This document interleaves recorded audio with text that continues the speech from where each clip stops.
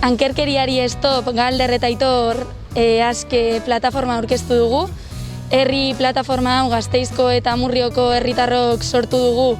Aitorrek eta Galderrek hurrengo egunetan izango duten epaiketaren harira mobilizazio eta atxikimendu kanpaina bat martxan jartzeko.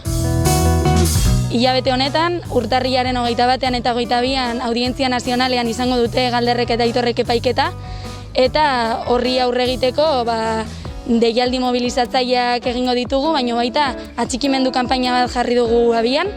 3bikoitz ankerkeriastop.eus webgunean norbanako zein eragileek haien atxikimendua eta babesa helarazteko. Eta herrialdeko mobilizazioa egingo dugu urtarrilaren 16an Andra Mari Zuriaren plazatik hasita arratsaldeko 5:30.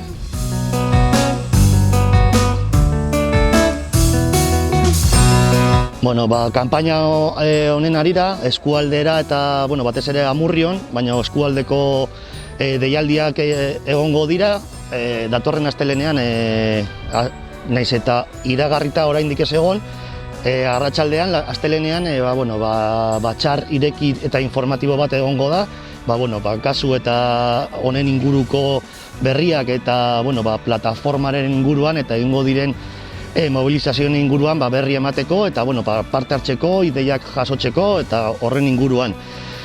Baita, deialdia, Madalenek esan duen bezala, Gasteizko manifa eta Amurrion 22an segurrenik beste mobilizazio bat egingo da hemen Amurrion bertan.